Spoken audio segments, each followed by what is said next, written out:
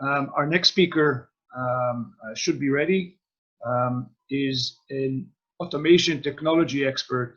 Peter Walker is the CTO of EMEA with Blue Prism, and he will talk about the paradigm shift in contact centers and the work from home and how that's recently changed a lot of the previous paradigms in how to use automation and how to use technology at the front end. So with that, I give it to Peter Walker from Blue Prism. That's wonderful. Thank you, Ronan, for that handoff. And a big thank you to everybody here for tuning in. It's a real pleasure to be able to connect with you all. And I remember last year, CCW was in Amsterdam. And how I wish I was there now. It was a really great and enjoyable event. But nonetheless, it's really good that we can all meet online like this. And a thank you to Karina, too, for laying that landscape of opportunity so well for us. That's definitely a theme I want to touch on. But before we get into that, I just want to express my sympathy perhaps to some of you who've been through trying times recently. It's great that you're on this webinar, and I'll take that as a good cue that perhaps you've reached a point of stability. But I know from my connections, you know, a lot of people have been through really trying times. They've been under a lot of pressure. There's been a lot of stress, and they've really felt the responsibility of being pastorally responsible for a large number of staff, and maybe even, you know, millions of consumers and essential services that they rely on. So if that's you, a great big well done, and hats off from me. But like I say, hopefully you're somewhere stable now. And from my conversations with people usually fall into one of three camps, actually. They're quite excited. They're not going to let a good crisis go to waste, and they see this as an opportunity to get hold of a new budget or to push through the changes that they've previously been talking about. There are others who are just hugely uncertain. They're watching and waiting. They don't know what to expect. We all talk about the new normal, but nobody really knows what that is or how long it's going to last for. And then there are others who are actually quite despondent. They are mired in technical debt, or at least they were to begin with. And now this is just a whole set of operational overheads that makes that even more complex and challenging for them.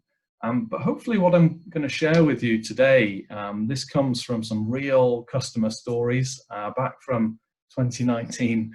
Wasn't it nice to live in those days when we could think about big problems like transformation and opportunities to improve, rather than just firefighting and looking at a crisis. But I'm going to show you a real customer story where, perhaps unwittingly, but of huge value all the same, is that the steps they went through for their transformation set them up perfectly for a home response for COVID. It was actually quite seamless and easy for them. And I don't say that to crow, but I actually want to turn that round again now and say, actually, as you look to your response for home working now, some of the projects or technological approaches you might think about, how can those actually become a springboard or a catalyst for the transformation that you had in mind last year? And Karine gave us a really good flavor of the types of opportunities and improvements that might come through that. So I'm going to whistle through 4 or 5 slides here just to lay the ground, perhaps to reiterate some of the things that Karine was talking about. And then we'll get into that real customer story of what happened, how did it help them for their COVID response, and then to think about your opportunity then, if you were to think about similar things, what short-term benefits would that bring alongside your transformational strategy. So I don't need to educate you on things like the reality of what it's like inside a call center. Sometimes the agent experience, frankly, can be atrocious.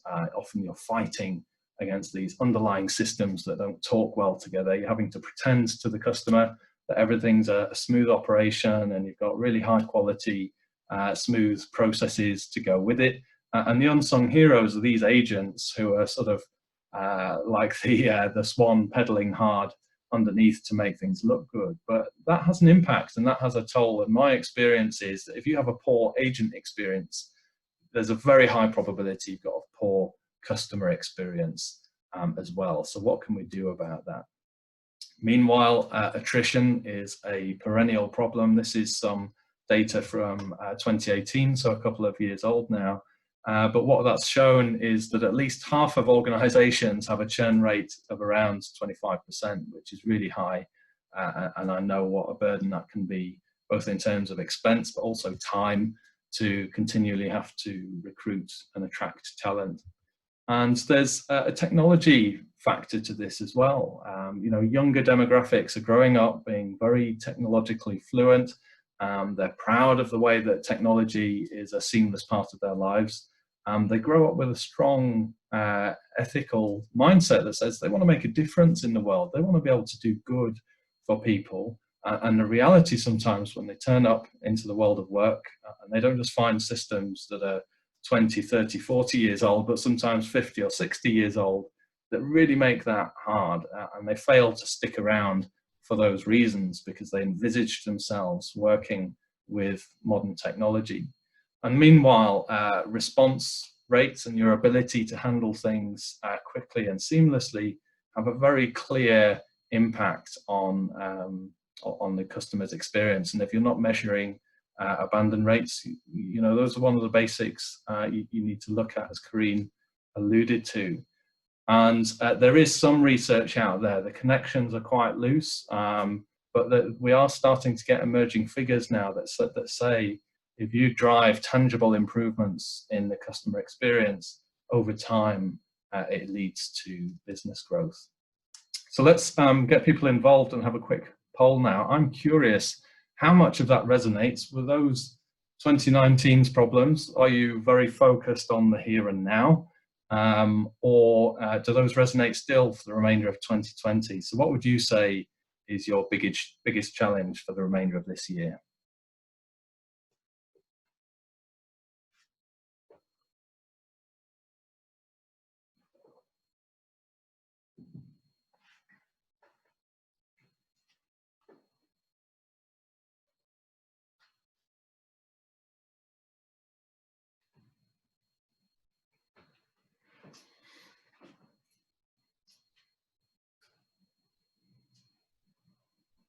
And Sam, I think we could probably close that poll now. Okay, so quite spread across the board here, but there's a good proportion here of people still focusing on the here and now, and then classic metrics, let's say, as well as revenue generating tasks. So I think that fits really nicely with the theme of my presentation here, which, as I explained before, is that these two seemingly competing objectives, the short term here and now, how do we respond to this crisis and make things work for the remainder of the year, actually correspond quite well to what you should be thinking about as part of your long-term strategy.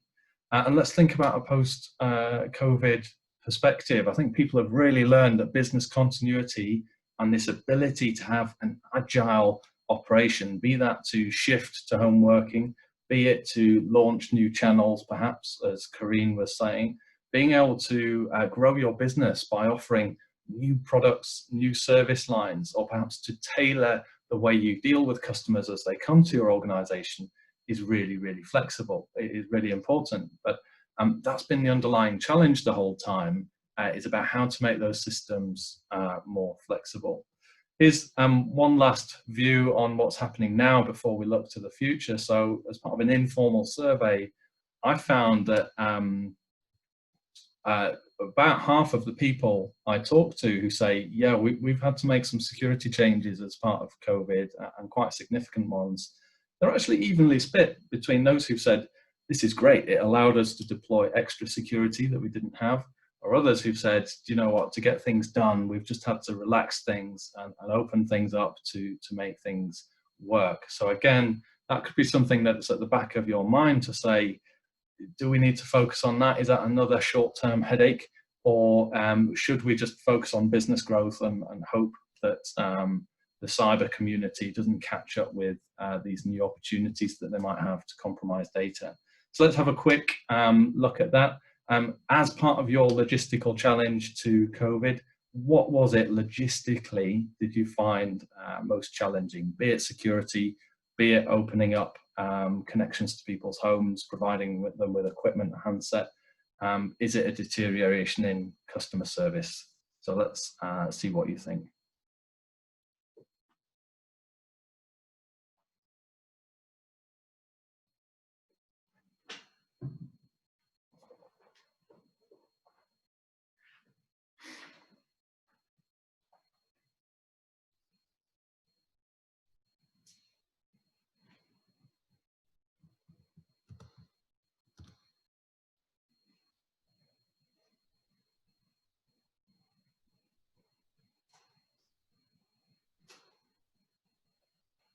Here we go. So employee welfare and staff management, which is very natural and important to see. Security, I mentioned, is a big issue for many people, and a deterioration in service. So perhaps you're like many people, you feel that this crisis has meant you've actually gone backwards in the very things that you were trying to work on. So let's think to the future. Let me tell you this customer story, and perhaps this will inspire you not just to think about the next 6 months, but perhaps the next few years, in fact. And this is a real study that took, a real project that took place in 2019. It belongs to Telefonica. Now, before you write yourself off and think, well, I'm not Telefonica, I only have a couple of tens of seats, let alone thousands and thousands. Stay tuned, because this is a story and an approach that aligns equally well to whatever size of operation you've got. And because we're talking about a solution that scales very flexibly to the way that you work, it's not cost prohibitive from that perspective either. So stay tuned. Now, the global perspective on this, the context for this project, and this is a public company, so I can freely share this, all of this is public domain stuff, is this is an organization which, going back to that period, was mired in debt. They had real problems meeting their debt obligations. There was a massive focus on cost. Meanwhile, they pride themselves on quality and service, and to their credit, they'd actually done lots of the things that they should be doing, fixing upstream quality to deflect that avoidable contact. They'd been asking and promoting digital channels and moving people to those channels. They'd optimized systems and processes to reduce handling times, and they'd done a good job of those things. But the situation they found themselves in is they had one transformation project after another, all still going on, and there was no appetite for another. Now, if you look at the results of this endeavor, you can see they achieved some amazing things, reducing some of their handling times from over 9 minutes down to 2. By my reckoning, that's something in the region of about 80% saving on those activities. Massive cost savings across the board. This was self-funding within a year, so they were able to fund it from OPEX rather than CAPEX. And there was massive buy-in from their agents as well. If you see down in the bottom right, and what they did actually was just launch this new system and say, if you want to use it, and if you don't want to use it, that's fine, just keep working with the existing systems.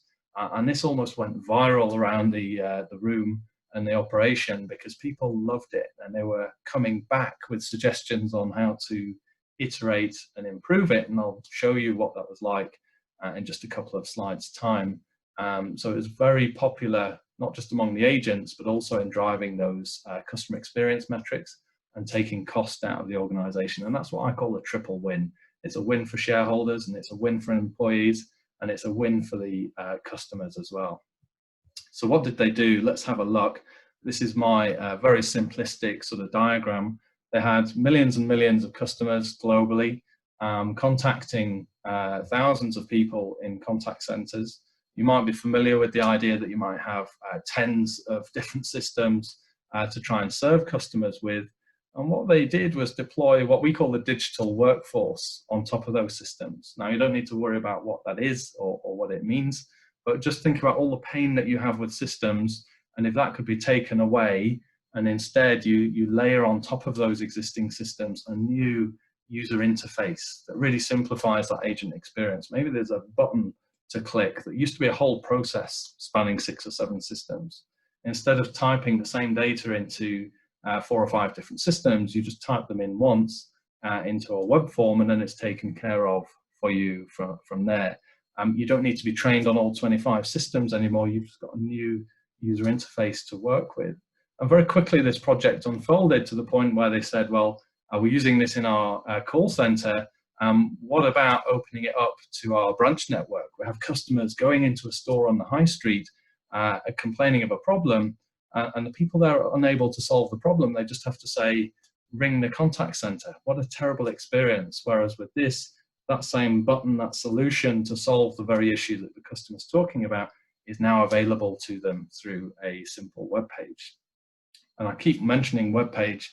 That's your cue to understanding, okay, this is the COVID solution. This is how we can get this into people's homes. This is how we don't have to unlock firewalls and deploy systems onto people's home laptops.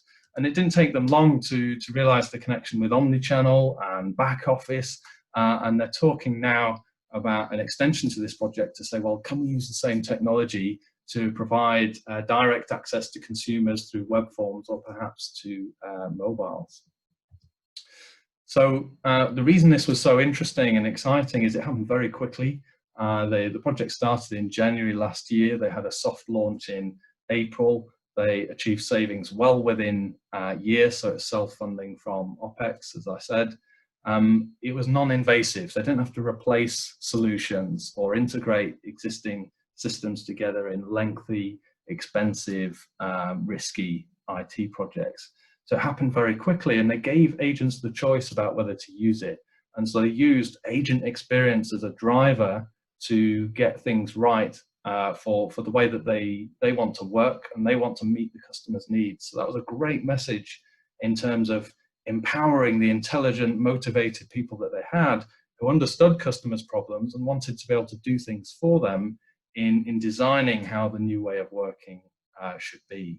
And it was agile. You might think, well, we're a small operation. We can't afford big projects. We don't want to do big process rewrites. Well, this project is started with one button on one screen with one process, and they iterated from there, and they justified the value at every single stage.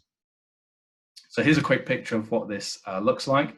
When the customer contacts them and hits the IVR, you have a sense of who they are from their mobile number. And whilst they spend 30 to 60 seconds in the menus and going through security, the digital workforce can be busy gathering data about that customer to get the best single view of that customer to the agent to allow them to solve problems for them. So here's a quick view of what this looks like. You've got a tailored view in the middle, perhaps including next best action or whatever might be of relevance to that customer. You've got a queue of tasks and things on the left, and some of those processes across the top are now reduced to a single button or a single form, whereas they used to span entire series of screens and systems. So how can this help you? Well, it's a very, very simple concept. And in the short term, what you would notice is if you spend all day logging on to lots of different systems and you alleviate your staff of that burden, then cost savings begin immediately before the day has even begun. Customer savings and customer satisfaction go together beautifully in a contact center. I come from a back office background where I very often have this trade-off between how much budget have we got and what sort of quality are we going for, and they were always in competition with each other. Whereas if you can take average handling times out without compromising that human touch that Karina alluded to, actually you drive both cost reduction and quality all at the same time. I'm not going to dwell on eliminating risk to the business, but if you eliminate access to systems and access to unnecessary data as part of the tasks that are in hand, then you improve things. So this is now the crux of things from a strategy perspective. I'm going to end here and then turn to questions. I'm conscious of time, but as a technologist, this is the key to understanding how those two things that I described earlier are so closely aligned. When you think about people, process, and technology as your cliche, and you think, well, we can't change the systems very easily. We have to go and retrain people and redesign our processes. And we'd love to enhance quality through our processes, but again, the same thing applies. So there's this really tight coupling between these problems, and it really slows down and introduces risk and complexity and increased budget requirements to any kind of change you wish to undertake. But the beauty of this approach is we're separating what I call under the floor, which is all your systems and data repositories that you're trying to use, versus above the floor, which is where your people operate. And you're creating this very thin layer between them, perfectly encapsulated in a web page that says, well, okay, if we reduce a process now to a click of a button, it doesn't matter what happens below the floor. We can let the digital workforce or an automation system worry about the detail there without having to retrain our people. And maybe, in fact, we can enhance our processes. If you have 5 fraud checks, but you'd love to do 50, but you can't possibly motivate or train people to do them, then actually that can take place below the floor instead. So what this is doing is decoupling your technology systems to allow transformation to happen much more quickly. So let me pause there. We'll bring up some questions. I can see Ronan's come online. Yes. Hi, Peter. Any question from the audience? Please type in. I'm covering that. Interim, I'll throw something while people are thinking. And I guess it speaks to the title of the discussion. How does remote work change some of this, where some of the access to some of the applications is not as smooth as it was before? The historical data you're using in order to automate some of the processes is less relevant because the consumers have changed, the agents have changed. Has that change made any difference to your live clients on this? Actually, and the first part of the question, you just alluded to that challenge of deploying systems, people don't know how that change effectiveness at sort of whole. One of the big challenges is organizations key metrics have to do with average response time, wait times, or whatever it may be. And one of the other anecdotes that's really big around voice quality. Suddenly, people are in their own homes, you don't have control over equipment, connection quality, all sorts of other factors. Sorry, Peter. I think there's something up with your audio. Your microphone has gone very robotic all of a sudden. I'm sorry to hear that. Could you try putting yourself on mute? Could you try muting yourself and then redoing it? Let's try that. The old on and off again trick. Speak now? James? No, unfortunately not. Well, Peter, just with that in mind, I think if anyone has any questions, if you could put them into the chat. We're coming to the end of the session anyway, and then Peter will do his best to come back to you all via email, so we'll relay them back to them. But yeah, sorry about that, Peter. It came through very, very robotic indeed. Thanks, Dan. Sorry about the problem, and please send your questions through. Back to you, Ronan. Thank you.